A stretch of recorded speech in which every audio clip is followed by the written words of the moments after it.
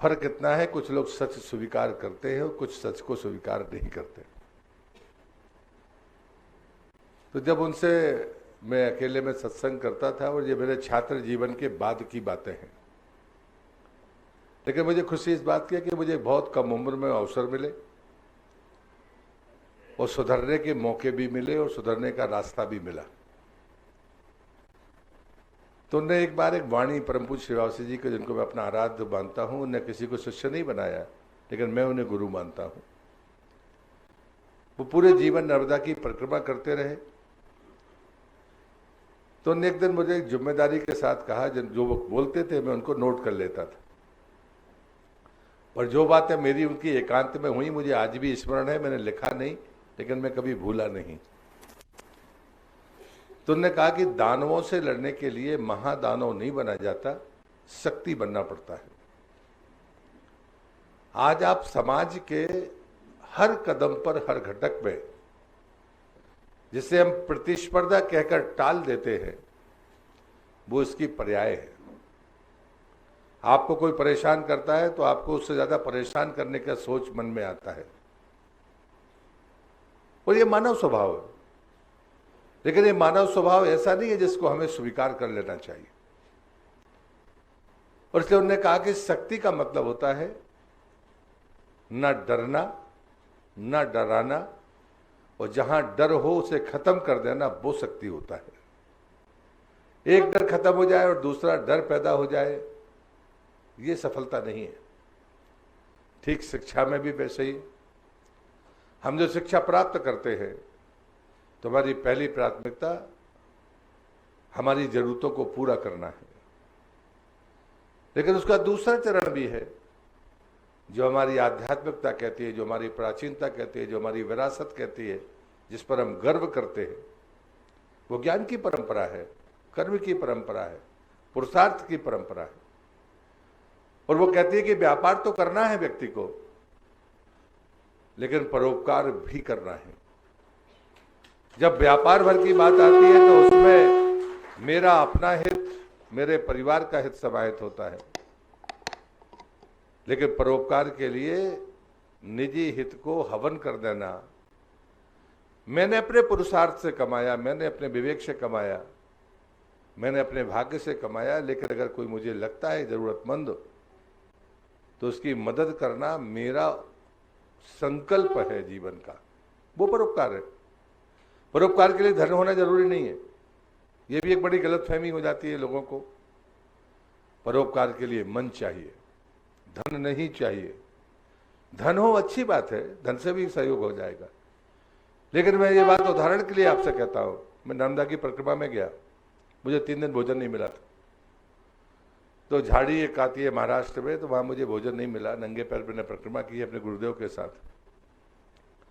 मेरी जिंदगी का जो घटनाक्रम है वो इस बात को साबित करता है कि मनुष्य के पास धन ना होने के बाद भी वो दुनिया में सबसे बड़ा दानी बन सकता है। और ये सत्य घटना है, जो जिसको मैं अनेक बार कह चुका हूं, आपके सामने इसलिए कह रहा हूं कि हम सबके सामने ग्लैमर है। हम सबको वही बताया जाता है मैनेजमेंट के फंडे में, हमारे पास वो चीजें होनी चाहिए, भौतिक सुविधाएं होनी चाहिए, वही ताकत। तो जब मैं गया तो वहां पर एक व्यापारी था, तो मेरे गुरुदेव ने कहा कि जो आखिरी हम लोग का पैसा बचा था वो तो नर्मदा जी का जल लेते थे, कुछ खाते पीते थे, खाना पीना हम ही को था।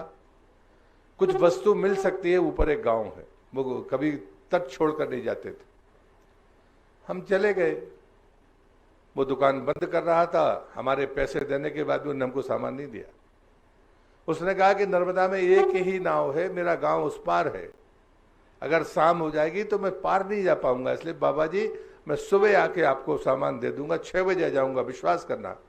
अब रात में तो मैं सामान नहीं दे पाऊंगा, नाव चली गई तो मैं जा नहीं पाऊंगा। हम नाराज होकर लौटने लगे। एक आदिवासी आटा बांध रहा था, उसको आटा दिया उसने। और मैं एक बात स्पष्ट करता हूं, वो शराब पिए हुए थे भयानक। मैंने उनसे नर्मदेहर कह दिया। उस आदमी का जो जवाब था, उसने कहा कि ठीक समय पे आया, तू ठीक समय पे आया, आधा तेरा आधा मेरा। तो उठा ले, गमछा में आटा था और कुछ नहीं था, तो उसने आधा तेरा आधा मेरा। तो मैंने कहा आपका है तो आपको देना पड़ेगा। मेरे गुरुदेव ने कहा था कि लेना नहीं है, छीनना उठाना नहीं है, कोई दे तो लेना है। अरे यार, ऐसा कह के वो नशे में उन्होंने उंगली मारी, आधा आटा मुझे दे दिया, आधा वो लेके चले गए। मैंने आके गुरुदेव को बताया, वो 3 रोटी का आटा था। वो कहानी लंबी है, लेकिन मैं आपसे पूछता हूं, मैं अपने आप से पूछता हूं, जिनके पास साधन और संपन्नता है, वो 3 रोटी का आटा उसने मुझे दिया, 3 रोटी का आटा वो लेकर चला गया। उस व्यक्ति की खुद की खुराक कम से कम 8 रोटी रही होगी। परिवार होगा तो बात अलग है। अपने भोजन का आधा हिस्सा एक अपरिचित आदमी की झोली में डाल देने वाले व्यक्ति को मैं धरती में सबसे बड़ा दानी मानूंगा, जब तक मैं धरती पर जिंदा रहूंगा। जब मैं उनसे भिक्षा मांग रहा था तब मैं 4 लोकसभा के चुनाव लड़ चुका था। उस आदमी को पता नहीं था कि व्यक्ति कौन है जो मेरे सामने भिक्षा मांग रहा है। अब यहां पर कहां है पद, कहां पर है धन, इसके लिए मन चाहिए। मेरे पास में 2 रोटी हो, मैं भूखा कोई देखे उसको एक दे दूं, ये मेरे पेट का सवाल नहीं है, ये हमारे मन का सवाल है। और ये चेतना के जो स्तर होते हैं, मन है, बुद्धि है, आत्मा है, हमारी यात्रा में हम किस स्थान पर खड़े हैं, ये हमें तय करना होगा। और मित्रों, ये बात है मैं आपके सामने इसलिए कह रहा हूं कि मैं खुद अपने छात्र जीवन में छात्र नेता रहा हूं, लड़ता झगड़ता भी था, मुकदमे भी बने हैं, बाकी सब भी किया है। जीवन में जो चीजें हमारी आदत में आती हैं, वो यदि स्वभाव ना बने, अच्छी या बुरी, दोनों आदत की बात कर रहा हूं। स्वभाव बिल्कुल अलग होता है और आदत हमारी बनाई हुई होती है। आपके पास में जो टैलेंट होगा, जो आपके पास में सोचने की क्षमता होगी, विजन होगा, वो जन्मजात है। गलती हम करते हैं कि हम कौन सा रास्ता चुनते हैं, या तो हम अभिभावक के कहने पर चुनते हैं, या मित्रों के कहने पर चुनते हैं, या खुद के लालच के कारण चुनते हैं। ऐसा कोई धरती में नहीं आया जिसके पास में कोई स्पेशलिटी ना हो। उसके विजन उसके पास जन्मजात है। अगर वो संगीत के बारे में रुचि रखता है तो आप मान के चलो बचपन से पैदा होने के बाद उसमें वो चीजें दिखने लगेंगी। वो उसको बढ़ाए या उसको रोक दे, ये उसका काम है। गुरु हैं, इंस्टीट्यूशंस हैं, हमारे अभिभावक हैं, ये चीजें यहीं से आगे गड़बड़ होती हैं। और ये कोई ये नहीं कह सकता कि मेरे साथ में अन्याय हुआ। जो लोग ऐसी बातें करते हैं, जाति वगैरह की बातें करते हैं, मैं जब पहली बार सांसद बना था तब 28.5 साल का था। 1989 में सांसद बना था पहली बार, और रिवेल होकर जीता था। पार्टी ने मुझे बाहर कर दिया। और जो मुझसे हारे थे वो कभी चुनाव ही नहीं हारे। 67 से लेकर 89 तक आपातकाल के बाद जो चुनाव हुए, उसमें नॉर्थ इंडिया से जो 2 लोग जीते थे, उसमें एक गार्गी शंकर मिश्रा थे, वो मुझसे चुनाव हारे। और जब मुझे लगता है कि जब मैंने ये बात कही थी तो मैंने मंच पर कहा था, यदि जो तीसरे उम्मीदवार हैं अगर उनकी जमानत जब्त नहीं होगी तो मैं संसद में नहीं जाऊंगा। यह अहंकारी था, यह जवानी का जोश था, लेकिन एक तरफ आत्मविश्वास भी था। भगवान ने उसकी मैं कृपा मानता हूं। न मेरा आत्मविश्वास था, न मेरा अहंकार था। मेरी औकात ही नहीं थी कि मैं इतने बूथों पर चला जाता और चुनाव जीत जाऊंगा, ये मेरी हैसियत ही नहीं थी। लेकिन मैं चुनाव जीत गया, संसद में चला गया। उस समय मंडल कमीशन का ज्वार था, और मंडल कमीशन की ऐसी आंधी थी। और बाद में उस समय दूरदर्शन पर होता था, कोई चैनल नहीं होता था। मेरा आखिरी इंटरव्यू था और सरकार गिर गई। उस इंटरव्यू में मैंने कहा था, उसको बहुत सराहा गया। दक्षिण भारत से भी मुझे बहुत सूचनाएं आई। मैंने कहा था कि मेरी जाति पिछड़ी है, मैं पिछड़ा नहीं हूं, तब मेरी शादी नहीं हुई थी। मैंने कहा था अगर मेरे बेटे हुए या बच्चे मेरे होंगे तो मैं उन्हें अधिकार नहीं छीनने दूंगा किसी और का। जब मैं 29 साल 30 साल की उम्र में ये विचार रख सकता हूं, तो आज का नौजवान तो तकनीक के माध्यम से हमसे 10 साल आगे है। जानकारी के मामले में, नॉलेज के मामले में आप हमारी पीढ़ी से 10 साल आगे हैं, मैं दावे के साथ कह सकता हूं। मैं साइंस का स्टूडेंट हूं। आपके पास सूचनाएं हैं, आपके पास में पूरी दुनिया आपकी मुट्ठी में है। तो मुझे लगता है कि हमें क्यों नहीं सोचना चाहिए। हमें बताया गया कि यहां पर 10 राज्यों के लोग हैं, इंटीग्रिटी बड़ी चीज है। जब आप उत्तर भारत की तरफ जाते हैं और नॉर्थ ईस्ट की तरफ जाते हैं, जो फर्क आप देखते हैं, उन खाइयों को पाटना, उन सच्चाई को समझना, ये आपकी पीढ़ी की जिम्मेदारी है। देश की आजादी के 75 साल होने के बाद भी आदमी जी जो जिसकी मंदी में आता है वो कह देता है भाषा हल्की होती जा रही है, संवाद है नहीं, सम्मान है नहीं। किस रास्ते पर जा रहे हैं? हमारा लक्ष्य क्या है? हम जाना कहाँ चाहते हैं? मेरे गुरुदेव ने एक बार मुझसे पूछा कि कहाँ दौड़े जा रहे हो? वो ऐसे ही बात करते थे, कभी कोई सीधी ऐसी बात नहीं करते थे। कहाँ जा रहे हो पता है? तब पहली बार हम जागे कि बात तो सही है, लक्ष्य क्या है तुम्हारा? तो हमने अपनी पार्टी का लक्ष्य बताया, भारत को अखंड बनाना, भारत माता को वैभव पहुंचाना। बिना संस्कार के जा सकते हो? बोले ये कमजोरियां हैं आदमी के भीतर की, हमारी संस्कृति यही कहती है, इसको कमजोरियों को, इनको कमजोर करो, इनको दबा के रखो, तुम्हारी सफलता को दुनिया की कोई ताकत नहीं रोक सकती। आपके पिछड़ेपन का कारण क्या है? आपके पास साधन था, जो जिन जातियों को पिछड़ा बनाया गया, मैं आपसे जरूर शेयर करूंगा। मुझे किसी की जात नहीं पूछनी है। इतिहास पलट कर देखिए, जिनको आज पिछड़ी जातियां की कहा जाता है, उन्हीं ने इस देश पर राज किया। एक जाति ऐसी नहीं है जिसने राज ना किया। आपको पूरे इतिहास में एक राजा मिलेगा ब्राह्मण, वो शुंग, दूसरा कोई मिलेगा नहीं। लेकिन हम पिछड़े कहां हुए? हमको पिछड़ा बनाने वाला कौन? हम पिछड़े इसलिए हुए कि हम झुकने के लिए तैयार नहीं थे। मुगल आए, हम लड़के मरते रहे।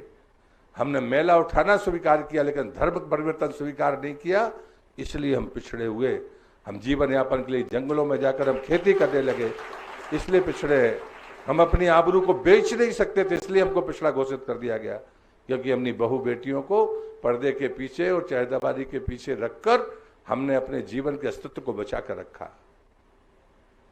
ठीक है कि हमारी परिभाषा को बदला नहीं गया, ये गलती हो सकती है। आज को तो लोग कहते हैं कि समानता का अधिकार होना चाहिए। अरे भाई साहब, 2000 साल पहले जाइए, आदिगुरु शंकराचार्य को पढ़िए, जानिए, तब हमारी मातृशक्ति हमारे ऊपर थी, हमारी बराबरी पर नहीं थी। बहुत दूर नहीं जा सकते तो 500 साल पहले रानी दुर्गावती पैदा हुई हैं, 150 साल से ज्यादा पहले रानी बंसीबाई पैदा हुई हैं, रानी लक्ष्मीबाई पैदा हुई हैं। ये कैसे पैदा हो गई? और सबकी उम्र 25, 26, 27 साल थी, और उन्होंने हुकूमत को चुनौतियां देकर खुद ने युद्ध लड़ा है, किसी और ने अगुवाई नहीं की, उन्होंने अगुवाई की है। इसलिए ये कि नहीं कह सकते आप कि हमारे घर में शिक्षा नहीं थी। हमने इतिहास को पढ़ने की कोशिश ही नहीं की, हमने अपनी विरासत को टटोलने की कोशिश नहीं की, हमने उस पर गर्व ही नहीं किया। मैं फूड प्रोसेसिंग मंत्री हूं, मैं मिलेट्स की बात लोगों से करता हूं, जिसे हम सबसे दुनिया का श्रेष्ठ अन्न मानते थे। हमारी पूरी व्यवस्था में, हमारी पूरे आयुर्वेद में, खान पान से लेकर दवाइयों तक जो ऐसी चीज थी वो रोग को खत्म करने वाली थी, रोग का विकल्प देने वाली नहीं थी। हमारा भोजन ऐसा था, लेकिन हाँ, हमसे कुछ गलतियां हुई हैं, हमने उसको वैज्ञानिक आधार नहीं दिया। उपमाओं में हमने अपना काम चलाया और हमारी उपमा को रूढ़ी बनाकर हमारा मजाक उड़ाया गया। आज पूरी दुनिया कह रही है कि सबसे श्रेष्ठ खान पान और अन्न कोई है तो वो भारत में श्री अन्न है, जिसको मिलेट्स कहते हैं, जिसको मोटा अनाज कहते हैं। इस मोटे अनाज को गरीब का खाना किसने बनाया भाई? जरा पढ़ के देखो, पीछे पलट कर जाकर देखो। अब पूरी दुनिया कह रही है सबसे कम पानी में कोई फसल पैदा होती है तो यही होती है। कोदो, कुटकी, ज्वार, बाजरा, रागी, सब ढेर लाइन है। सबके क्षेत्र में राज्यों बार उनके नाम अलग अलग है। ऐसे ही सबसे कम पानी में कोई फसल पैदा होती है तो यही मिलेट्स, श्री अन्न। सबसे खराब जमीन में कोई फसल पैदा होती है तो वो यही है। मरुस्थल में भी होता है, पहाड़ पर भी होता है, नॉर्थ ईस्ट में भी होता है, दक्षिण में भी होता है। हमारे यहाँ जलवायु अलग अलग है, हमारे यहाँ पर खेती अलग अलग है, सब तरफ होता है। हमने स्वीकार क्या किया? गेहूं, धान, गन्ना। आप ही के सामने चुनौती आने वाली है। 1 लीटर पानी में अगर मिलेट्स फसल पैदा हो जाती है तो गेहूं के लिए 28 लीटर चाहिए, धान के लिए 38 से 42 लीटर चाहिए, गन्ने के लिए उससे ज्यादा चाहिए। वो कौन देश ने गलत रास्ता अपनाया? भारत ने। जब हम आजाद हुए थे तो मेरी मिनिस्ट्री का आंकड़ा है ये, 1950 में जो सर्वे हुआ था भारत का, हम दुनिया की उस समय की आबादी का 18% भारत में रहते थे लोग, और पीने का मीठा पानी हमारे पास 4% था। ये चुनौती तो 1950 से पता है, पर हमने ये रास्ता क्यों अपनाया? अगर कोलेस्ट्रॉल, जीरो कोलेस्ट्रॉल का कोई अनाज है तो यही है, मिलेट्स से। आज की जो सबसे बड़ी बीमारियां हैं उनको पैदा करने का काम इन फसलों ने किया जिनका मैंने बाद में नाम लिया, और जो उससे मुक्त करने वाला अनाज था वो हमारा था। पूरी दुनिया हमसे मिलेट्स मांग रही है। आज भी भारत 40% मिलेट्स पैदा करता है, और इसलिए मैं प्रधानमंत्री का आभारी हूं। 2016 में उन्होंने कहा कि अगर भुखमरी खत्म करना है दुनिया से तो आपको सीरियन की तरफ जाना पड़ेगा। दुबई के वर्ल्ड फूड फेस्टिवल के समय उन्होंने बोला, आज भी वही दिन है, आज का दिन भी वही है। दुनिया ने नहीं माना। 2017 में वो लौट कर आए, 18 को उन्होंने इंडिया में मिलेट्स ईयर घोषित कर दिया। 19 में चुनाव हुआ, वो फिर से दुनिया के प्लेटफॉर्म पर गए, दुनिया ने उनकी बात मानी और 2021 को मिलेट्स ईयर घोषित कर दिया। जब तक हमारे पास सीरियन था, उत्पादन की मात्रा कम थी, तब हम बीमार भी नहीं थे, भुखमरी भी हमारे यहाँ नहीं थी, खाने से कोई नहीं, खाने के अभाव से कोई नहीं मरा। हमारा खान पान, हमारा पहनावा, अब पूरी दुनिया के साइंटिस्ट कह रहे हैं ढीले कपड़े पहनना चाहिए। ये हमको टाइट कपड़े किसने सिखाए भाई? आप ही ने दिया था हमको।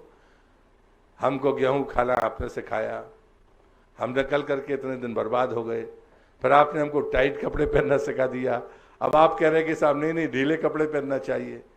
हमारी जीवन शैली, हमारा पहनावा, हमारा खान पान और हमारी शिक्षा पद्धति, हमारी आयुर्वेद की हमारी चिकित्सा पद्धति, ये दुनिया में बेजोड़ है। कोरोना ने साबित कर दिया कि हल्दी का दूध सबसे बेहतरीन इलाज है। आपके यहाँ तो जबरदस्ती आपको माँ दे तो आप मुंह बना के पीते हो, कहाँ, और वहां वो $1000 में खरीद के पी रहे थे। $1000 नहीं, $1000 में, मतलब डॉलर के हिसाब से वो ले रहे थे। ये हालत थी। योग हमने दिया, बाकी चीजें हमने दी। इसलिए मुझे लगता है कि चुनौती और हमारी अपनी चीजों को ध्यान में रखना पड़ेगा, और उसका सरल तरीका होता है। एक बार मुझसे प्रश्न किया था, वही प्रश्न मैं आपसे करता हूं। मेरे आराध्य परम पूज्य शिवाजी जी ने कहा मुझसे, युग परिवर्तन का अकाट्य सिद्धांत क्या है? मूल सुधार या भूल सुधार? कोई बोलेगा? नहीं बोल पाओगे, बोलना भी नहीं। ये प्रश्न ही अधूरा है, और यही प्रश्न आज की फितरत है। लोग यही पूछते हैं, आधा अधूरा उत्तर जिससे आए वो प्रश्न पूछते जाते हैं, और हमको बोलने के लिए मजबूर किया जाता है। मौन इसका उत्तर है। प्रश्न नहीं है युग परिवर्तन का काट सिद्धांत है, मूल सुधार और भूल सुधार। आधे से काम नहीं चलेगा, और इसलिए मुझे लगता है कि हम अपनी गलतियों को भी सुधारें, उस पर गर्व करें और आगे बढ़ें। विज्ञान बड़ी चीज है।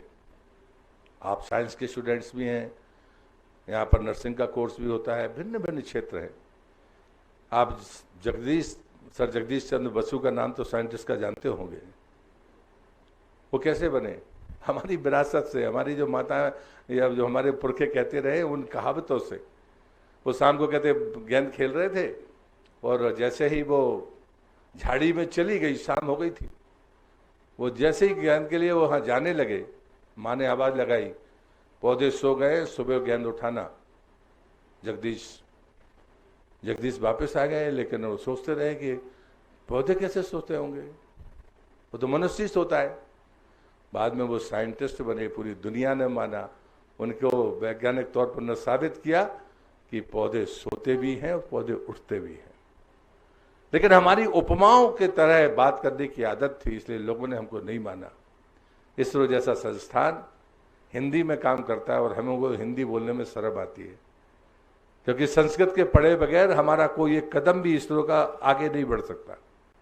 हमारी ज्योतिषीय परंपरा का मजाक उड़ाया गया। जब डॉक्टर मुरली मनोहर जोशी ने ज्योतिष की बात की थी, तो उनको दकियानूस ब्राह्मणवादी कहकर उनका मजाक उड़ाया गया था। लेकिन ज्योतिष के बारे में नासा को कितने खर्चे के बाद पता चल पाया कि कैसे सूर्य ग्रहण और चंद्र ग्रहण होता है। और हमारे यहाँ गांव में किसी भी पंडित जी के पास पंचांग हो, उससे पूछो कब कब है भैया, वो मैं डिग्री टाइम मिनट सेकंड बता देंगे, वो देख के पंचांग भाई फला दिन पड़ेगा, इतने दिन होगा। अच्छा, वो चूंकि बेचारी की हैसियत नहीं है तो तुमने हमको गधा समझ लिया। कितने अरब डॉलर के बाद नासा जान पाया था कि सूर्य ग्रहण और चंद्र ग्रहण कैसे होता है। ये हमारे पुरखे हजारों साल से जानते हैं। और इसलिए प्रधानमंत्री ने G20 में नालंदा विश्वविद्यालय का चित्र लगाकर वहां पर सेकंड किया था। और वो बताते थे कि ये नालंदा विश्वविद्यालय है जो सालों महीनों तक जलता रहा। इतनी पुस्तकें वहां पर थी। हमारे भावनाओं को भी तोड़ा गया, हमारे ग्रंथों को नष्ट किया गया, हमारी मूर्तियों का भंजन हुआ। लेकिन मूर्तियों के मूर्ति पूजा पर भी फ्रैंक रोजर जैसे डॉक्टर ने 30 साल इस देश में गुजारे। जब उसको पता चला ऐसा भी कोई देश है जहां पर मूर्ति पूजा होती है, जिसका हम सब कई बार मजाक सुनते होंगे, फ्रैंक रोजर आया, 30 साल काटे उसने। और वो आदिवासियों के बीच में जाकर उसने तो नई बात कह दी। बाद में बोले मैं कुछ आदिवासियों के बीच में गया, बोले वो तो व्यक्ति की मूर्ति बनाते थे या पौधे का आकार, और वो कहते थे तू बीमार हो जा, तो वो बीमार हो जाता था। वो मृत्यु का फैसला करते थे तो सैकड़ों किलोमीटर दूर व्यक्ति मर जाता था। झाड़ को मैंने अपनी आंखों के सामने सूखते हुए देखा, पानी देने के बाद भी झाड़ सूख गया, क्योंकि उसने चित्र बनाकर तय किया कि तुझे सूखना पड़ेगा। बोले मैं नहीं जानता वो कैसे करते थे, लेकिन मैं ये जानता, मेरी आंखें देखकर चौंधिया गई कि हाँ ऐसा होता है। मुझे लगता है कि ये चीजें अगर कोई ना जान पाए इसलिए कोई दौंध दे, वो बात अलग है।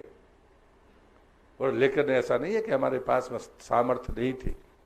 सामर्थ्य विलीन होती गई क्योंकि हमने उसको कैरी ऑन नहीं किया, हम उसको सीखे नहीं, हम उस रास्ते पर नहीं गए। कुछ चीजें नष्ट हो गई होंगी। लेकिन विद्या का मतलब होता है, ज्ञान का मतलब होता है हम सीखें, जानें, आगे बढ़ें और नया कुछ आने वाले लोगों को दें, जिसको रिसर्च कहते हैं। वो रिसर्च यही है। लेकिन आध्यात्मिकता की सीढ़ियाँ और भी जटिल हैं। वो कहते हैं गूढ़ भी है, कीलित भी है। जो गूढ़ है वो आपके परिश्रम से, पुरुषार्थ से, आपके विवेक से ईश्वर की दी हुई सामर्थ्य से मिल जाएगा। लेकिन उसके ऊपर की सीढ़ी भी है जो कीलित है, जो कहीं लिखी नहीं है, जो शब्द के रूप में कहीं घूम रही है। उसे लेने के लिए और भी अधिक परिश्रम करना पड़ेगा। अगर हमें प्राप्तियां करनी है तो हम उस सीमा तक जाएं जो देश और दुनिया पता, जो पुस्तकों में लिखा ना हो वो अगर हम समझ जाएं, जो आंखों के सामने दिखता है उससे आगे अगर आप देख लेते हैं तो मैं आपको प्रबुद्ध मानता हूं। आज नवरात्रि के दिन मैं आपको शुभकामनाएं देता हूं। आप प्रबुद्ध बने, ज्ञानी बने, अपना नाम रोशन करें और देश का नाम दुनिया में रोशन करें। यही शुभकामना देकर मैं अपनी बात समाप्त करता हूं। यदि कोई बात आपको पूछनी होगी तो मैं जवाब देने की कोशिश करूंगा। वंदे मातरम।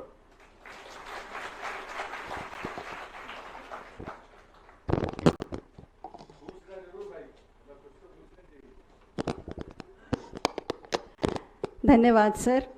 निश्चित ही आपके शब्द हमारे छात्रों को एक सकारात्मक ऊर्जा प्रदान करेंगे। जैसे कि सर ने कहा कि मंच खुला है आपके सवालों के लिए, तो सर सबसे पहले मैं ही एक सवाल पूछ लेती हूँ आपसे। और निश्चित ही ये सवाल हमारे बच्चों को या विद्यार्थी जो आज हमारे समक्ष बैठे हैं उनको एक राह दिखाएगा। आपने अपने वक्तव्य में अभी बताया कि आप 28 वर्ष की उम्र में ही चुनाव जीत गए थे। उसी के ही सिलसिले को मैं आगे बढ़ा रही हूँ और अगर आपकी आज्ञा हो तो ये सवाल पूछना चाहती हूँ कि जैसे आज हमारे भावी नागरिक हमारे सामने बैठे हैं, मैं वो गुण और कौशल जानना चाहती हूँ जो इनको निश्चित ही अपने ज़िंदगी में बहुत आगे जाने की प्रेरणा देंगे।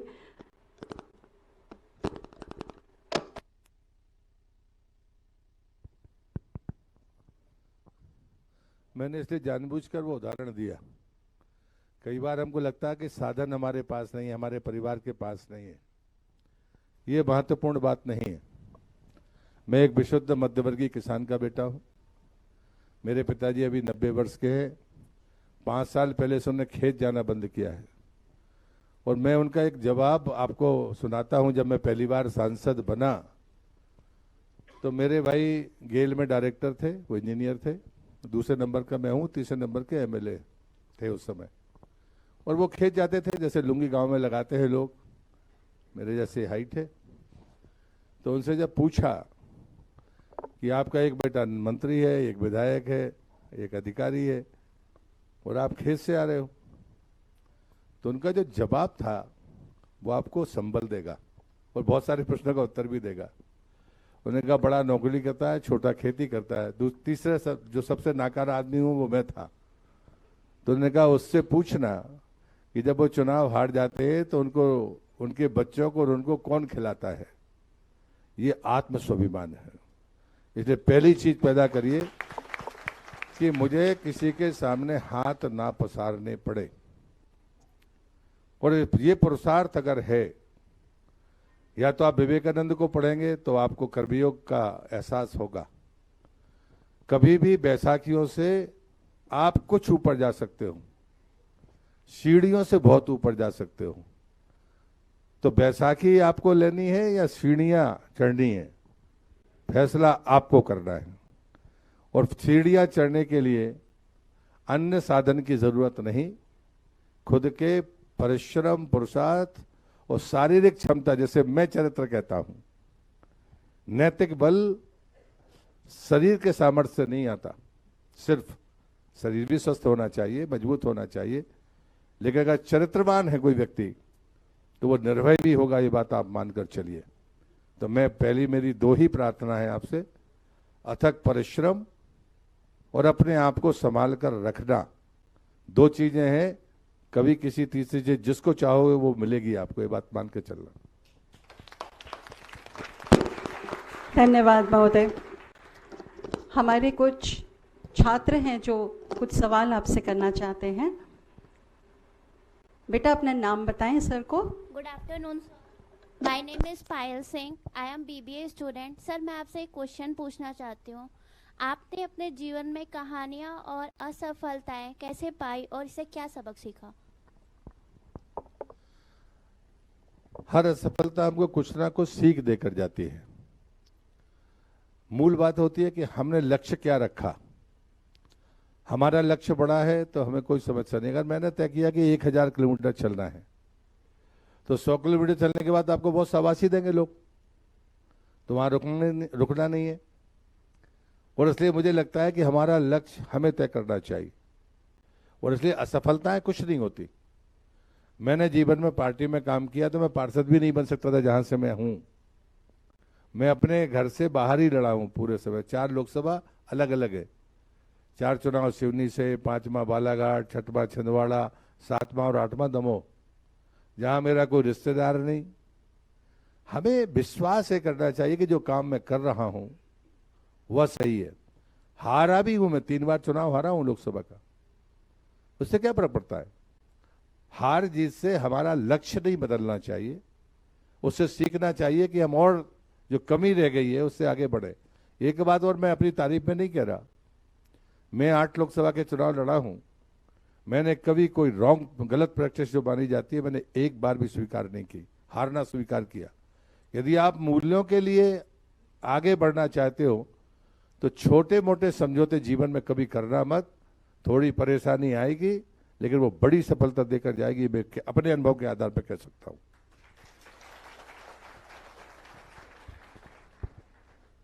नमो नमः सर, मेरा नाम प्रियंका है, मैं आयुर्वेद डिपार्टमेंट की छात्रा हूँ। मेरा आपसे यह प्रश्न है, किसानों और उत्पादकों के लिए खाद्य प्रसंस्करण की क्या आर्थिक लाभ होते हैं?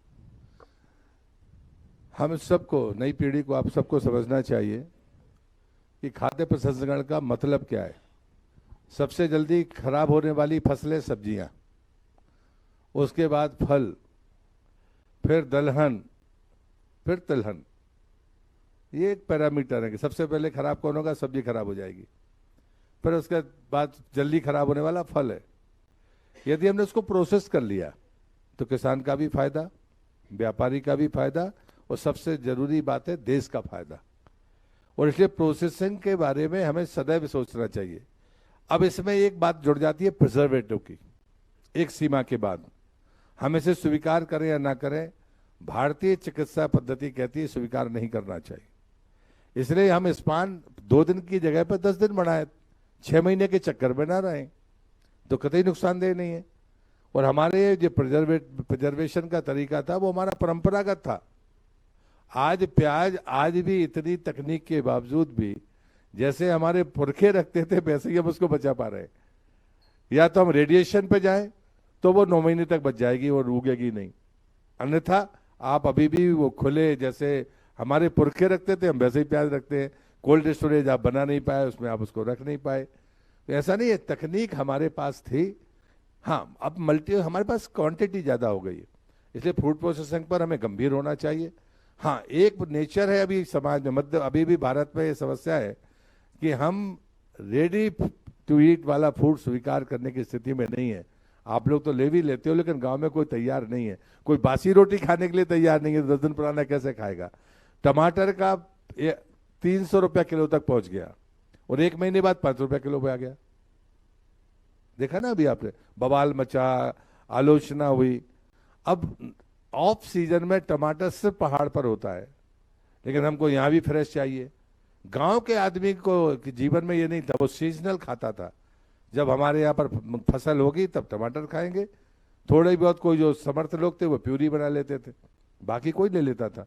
लेकिन अब आप कहो कि साहब हमें तो अब इसी मौसम में ही ताज़ा फला चीज़ चाहिए, ये कई बार मुझे लगता है कि षड्यंत्र होता है। लेकिन फूड प्रोसेसिंग के मामले में हमें सचेत रहना चाहिए, देश के लिए बहुत लाभकारी है।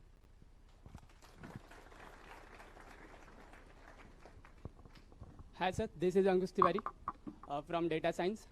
Sir, my question is that how do you think that our culture has influenced our personal values and beliefs? How do you think that our culture has influenced our personal values and beliefs? मुझे लगता है पूरा भाषण मेरा उसी पर ही हुआ है। मैं तो आपसे प्रार्थना कर रहा हूं कि आप झंडा बरदार हैं। जब देश की आज़ादी के 100 साल होंगे तब प्रहलाद पटेल जिंदा होंगे लेकिन सक्रिय नहीं होंगे। आप में से कोई ना कोई किसी ना किसी जगह पर नेतृत्व कर रहा होगा। आप बहुत ऊंचाइयां छुइए, प्रगति करिए, गति के साथ करिए, लेकिन इस सांस्कृतिक वैल्यूज की जो आप बात कर रहे हैं इसको बचा कर रखिए। आप ही झंडा बरदार हैं। इसलिए मैं मानता हूं कि आप भविष्य है, इसलिए मैं उसी लाइन पर लगभग कमोबेश बोला हूं कि मेरी विनती है आपसे कि खाली कोई नारा लगाने से हम सनातनी या हिंदू या कल्चर्स नहीं हो जाते, उसके लिए संस्कार चाहिए। उसके लिए मैं 3 बातें कहता हूं। गांधी को देखो, गांधी चरखा चलाते थे, आत्मनिर्भरता उसका संदेश था। दूसरा, उन्होंने कहा कि स्वच्छता, आत्म स्वाभिमान के बगैर आप स्वच्छता कर सकते हैं? यदि आपके मन में भाव नहीं है, आप अपने घर में भी नहीं करते होंगे, मैं दावे से कहता हूं, दूसरे के करने का सवाल ही नहीं। स्वच्छता बिल्कुल आत्म अवलोकन की बात है कि भीतर से होगा तो आप स्वच्छता की बात करेंगे और स्वच्छ रहेंगे। तीसरा है नशा, आप स्वयं करें तो दूसरे को नहीं समझा पाएंगे। आने वाली पीढ़ी को सबल और सशक्त बनाना, तो इस पर काम करना होगा। ये तीनों ऐसी बातें हैं जो बातों में नहीं हो सकती, आचरण के बगैर संभव नहीं है। एक आखिरी सवाल और। Good afternoon sir, my name is Hitesh Singh Chauhan. क्या आप मुझे जल प्रदूषण, सजावटी तत्वों को दूर करने के लिए जल मंत्रालय और खाद्य ग्राम उद्योग के बीच में क्या सहयोग चल रहा है वो बता सकते हैं? पहले तो जल का मैंने एक कंपोनेंट आपको बताया, दूसरा स्वच्छता का है। बिना पानी के कोई टॉयलेट साफ हो सकता है? ऑपरेशनल टॉयलेट का मतलब है बिना पानी के नहीं हो सकता, नंबर 1। दूसरा, पानी की क्वालिटी अगर खराब होगी तो बीमारी होना तय है, लेकिन हम उस पर कभी फोकस करते नहीं हैं। तीसरी बात है, जल आपके पास में कम होता जा रहा है। आपने जो गलत रास्ता अपनाया उससे अंडरग्राउंड वाटर को जिस प्रकार से आपने लिया, पूरे देश की टेबल बर्बाद हुई है। आज भी हमारे पास में 27 आइडेंटिफाई डेफिसिट बेसिन है और सरप्लस बेसिन उसके ठीक बाजू में है, लेकिन कभी भी हमने उसको क्लब करने के बारे में नहीं सोचा। एकमात्र नेता थे अटल बिहारी वाजपेयी जिन्हें नदी जोड़ने की बात की थी। नदी जोड़ने का मतलब है डेफिसिट और सरप्लस बेसिन को जोड़ना और उसको आगे आने वाली पीढ़ी को सुविधा देना। लेकिन इंडस्ट्री की अगर आप बात करोगे तो इंडस्ट्री में जो पानी लगता है, तो आज जिस प्रकार से सरकार कर रही है कि रिसाइकिल वाटर ही आपको एक क्वांटिटी के बाद अगर आपको जरूरत है तो या तो आप उसको रिसाइकिल करिए, फिर रीयूज करिए, और या तो उसका पेमेंट करिए, क्योंकि आपको पानी के बारे में कीमत समझनी होगी।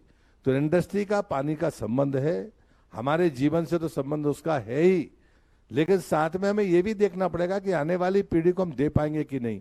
एक बात जरूर मैं सारे नौजवान मित्रों से कहूंगा, अभी ग्रामीण क्षेत्र में 55 लीटर प्रति व्यक्ति पानी की खपत हम मानते हैं और उसको हम पूरा करने के लिए लक्षित हैं। 2024 तक हर व्यक्ति को 55 लीटर प्रति व्यक्ति पानी मिलेगा, लेकिन 20 साल बाद ये प्रति व्यक्ति खपत 100 लीटर होगी। अब आप जरा कल्पना करिए कि 1950 में आप दुनिया की आबादी के 18% थे और पीने का पानी कुल 4 या 5% आपके पास था। आबादी का रफ्तार वही है, पानी आपके पास नहीं है, आप जरूरत आपकी बढ़ रही है। और बिल्कुल सिंपल डेटा है, कहीं पुस्तक नहीं पढ़ना है। अगर आपके यहाँ एक टॉयलेट है तो कितना पानी लगेगा, 2 हो जाएंगे तो कितना लगेगा, सिंपल वो है। और जब आपके पास नहीं था, परिवार में होंगे कोई गांव के लोग, तो आप देखोगे आपके घर में कितने लीटर में उपयोग होता था, तब आपको 55 लीटर नहीं लगता था।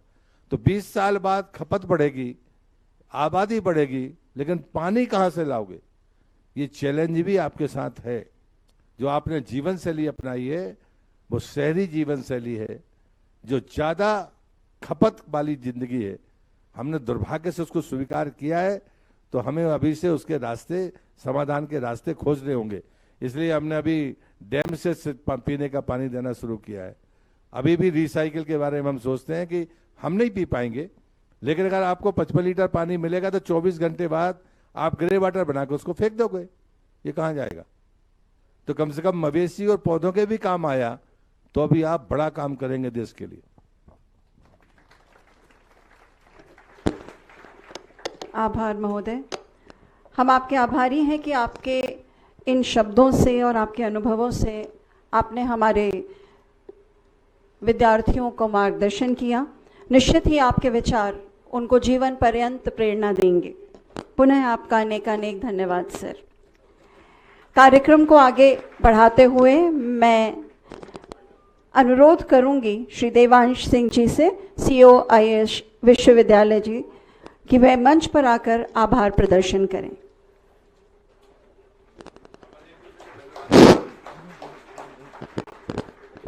सभी को नमस्कार। आज नवरात्रि का पहला दिन है और साथ में रविवार भी है, लेकिन माननीय मंत्री जी के प्रति जो मध्य प्रदेश के छात्रों और हमारे खास करके हमारे विश्वविद्यालय और स्कूल के जो टीचर्स भी हैं एवं उनका जो प्रेम है, वो आज देखिए आप, रविवार का दिन है और नवरात्रि का पहला दिन। सर अपने घर से पूजन करने के बाद यहाँ पे मंत्री जी को सुनने आए हैं। चुनाव नजदीक आते जा रहा है, पार्टी ने बहुत अहम जिम्मेदारियां दी हैं, उसके बावजूद आप समय निकाल कर आए, मैं आपका हृदय से धन्यवाद करता हूं माननीय। साथ ही धन्यवाद करता हूं हमारे कुलाधिपति इंजीनियर PS यादव जी का, उप कुलाधिपति डॉक्टर प्रोफेसर सुनीता सिंह जी का, कि हमें ये साधन दिए कि हम लगातार ऐसे कार्यक्रम करा सकें। और आज बच्चों, जो आपने माननीय के मुख से जो बातें सुनी, मेरा आप सबसे यही अनुरोध है कि इनमें से जितनी बातें हम अपने साथ लेके जा सकें और जितनी बातें हम अपने जीवन में उसको यूज कर सकें, उसके मूल्य समझें और अपनी डेप्थ में और अपनी डे टू डे हैबिट्स में लाओगे, तब वो होगा। मैं आपको एक किस्सा शेयर करना चाहता हूं कि मैं जब अपने कॉलेज के दिनों में था, तो हमारा शहर बड़ा शहर था, 1 करोड़ की उसकी आबादी थी। मैं पढ़ने के लिए दक्षिण भारत गया और 4-5 राज्यों से बच्चे आ रहे हैं, जम्मू कश्मीर से आ रहे हैं, 4-5 राज्यों के बच्चे ज़्यादा होते थे, और वो बच्चे आ रहे हैं जिनकी जेई में रैंक 5000 है, किसी की 4000 है। 10 लाख में से अगर टॉप 5000 बच्चे बैठे हैं तो आप समझ सकते हैं कि वो कितना होशियार बच्चा होगा।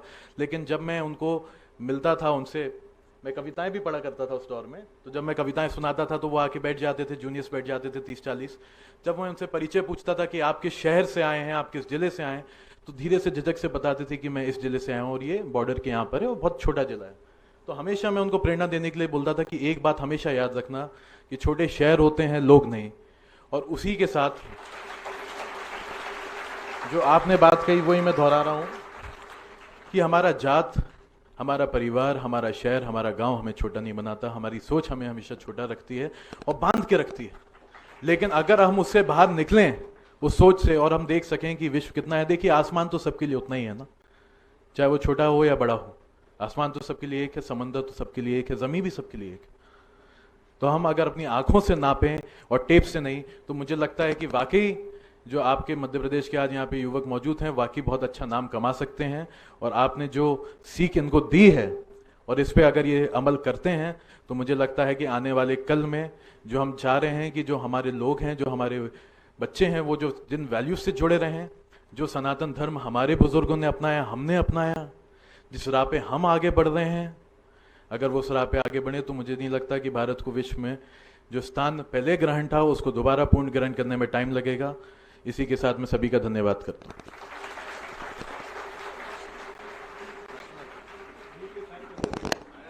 आप सबसे अनुरोध है कि राष्ट्रगान के लिए खड़े रहें। Let's get ready for the national anthem.